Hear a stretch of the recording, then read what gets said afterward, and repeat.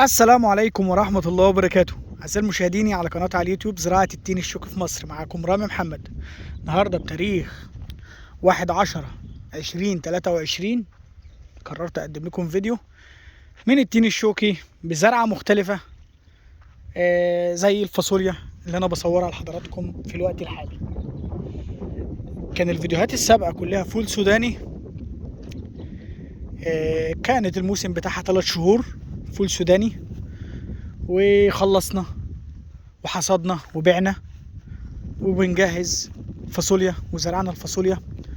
وادي عمر الفاصوليا 15-20 يوم، بسم الله ما شاء الله، 15 يوم تبارك الرحمن. على طول ما فيش وقت عندك، اشتغل في الوقت الحالي، اشتغل. في ناس كتير بتقلق من مجال الزراعة، اوكي، انا زي ما بقولك في فشل زراعي وفي نجاح زراعي، في فشل تجاري وفي نجاح تجاري، في فشل صناعي وفي نجاح صناعي.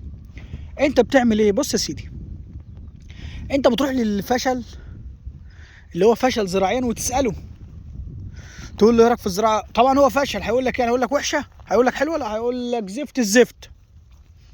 مهما تقول له مهما اتكلم هو خلاص هيقنعك انها زفت. هو مر بالتجربه وفشل، وانا عن واحد من الناس ان فشلت هقول لك كده، هقول لك ده زفت الزفت. طب لو تساله عن اسباب الفشل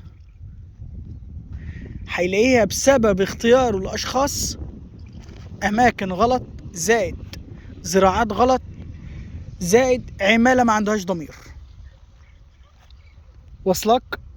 بمعنى ايه الاماكن الغلط واشخاص غلط وعماله ما عندهاش ضمير؟ كلمه اماكن غلط، اروح اماكن وحشه جدا لا تصلح فيها الزراعه، ودي ناس كتير عارفه الكلام ده وبتابعني وقالت لي انا خدت اماكن لا تصلح فيها الزراعه نهائي، سواء بقى اي غيره بقى. وفي ناس فشلت في الحته دي، وفي ناس اشخاص ضروهم وحطوهم في اراضي لا ملكهم، وضع يد، واتخذت منهم وفشلوا زراعيا. وفي ناس جابت عماله واشتغلت وسابتهم وراحت اشغالهم الاخرى، وللاسف العماله نهبت المزرعه. فانا بكلمك الفشل الزراعي موجود، لكن النجاح الزراعي موجود زي ما انت شايف، زي ما انت شايف كده. انا بقدم لك محتوى ليه؟ انا بقدم لك محتوى شجره محترمه بتربيها في وسط زراعتك. هي التين الشوكي ما فيهاش عائق خالص، لا مشكله ولا عائق. طب هقول لك على حاجه، انا اول سنتين انا بعمل ايه؟ الفكره في الزراعه في اول سنتين، شجره التين الشوكي في اول سنتين طالما انا هزرع فيها ما بديهاش خدمه، لان هي على اي خدمه بتشتغل عليها. يعني انا زرعت فول سوداني مع التين، انتجت الفول السوداني وحصدته وبعته، وشجره التين كبرت وبقت بالمستوى ده. خلصت الفول السوداني، زرعت فاصوليا، شجره التين هتكبر ومستواها هيحلو والدنيا هتتغير وهتكون الامور بقت تمام خالص وتشتغل. مفيش اي مشكله خالص. انت لازم تشتغل، ما توقفش وما تيأس، ما تسمعش كلام الناس المحبطين. اوكي، في ناس فشلت، انا عارف ان في ناس فشلت وبتكلمني كتير اللي فشلوا، بس كل ده فشل لاسباب، وفي ناس نجحت ونجحت لاسباب، زي ما انا نجحت وغيري نجح وغيري نجح وغيري نجح، في غيري فشل وغيري فشل وغيري فشل. فانت دايما ما تربطش او ما تعملش تربطش المجال الزراعي بالفاشلين. لا، اوكي، في ناس فشلت مالهاش في المجال، سبحان الله، نضحك عليها، عماله نصبت عليها، ناس نصبت عليها، ناس ضحكت عليها في اراضي، ناس حطيتها في وضع يد. انا في ناس هقول لك على حاجه، خدت ارض وزرعت لها تين شوكي على يد انا،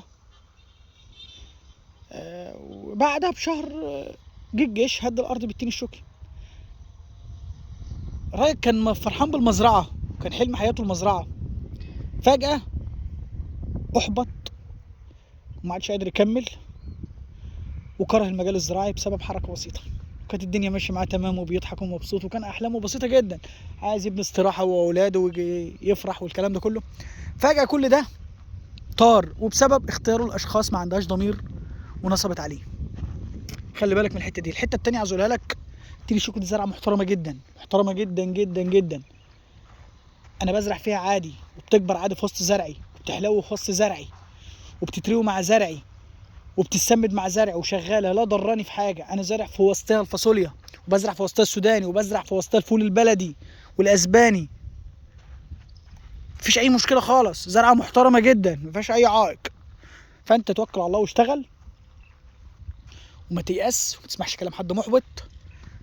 اليومين دول ايام لا تركن فيها قرش. في ناس كتير تقول لك طب نشغل فلوسي في ايه؟ في اللي يقول لك ذهب، واللي يقول لك عمله، واللي واللي في ناس ما بتعرفش تشتغل في الحاجات دي. في ناس عايزه تشتغل صح، في ناس عايزه تمشي خطوه بخطوه على قد ظروفها. هو المجال الزراعي اللي يقدر ينقلك النقله دي. المجال الزراعي يقدر ينقلك النقله دي، هينقل معاك واحده واحده. عندك 200 فدان ازرع 50، عندك 1000 فدان ازرع منهم 200، عندك 10 فدادين اشتغل فيهم. مش شرط يبقى عندك 1000 فدان تزرع ال1000 فدان وتنطلق في ال1000 فدان وتلاقي نفسك ما عادش قادر تسيطر يمين ولا شمال. اوكي.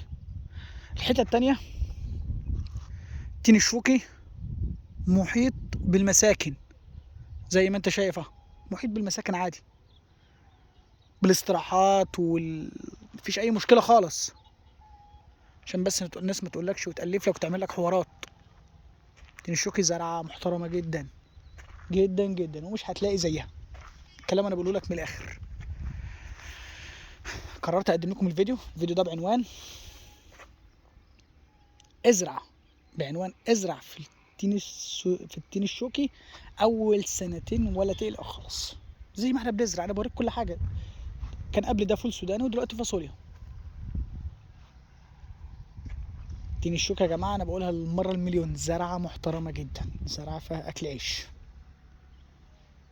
وتناسبك في الوقت الحالي اكتر. طول ما الوقت بيزداد صعوبه، كل ما انا بقول للناس التين الشوكي بيكون احسن زرع.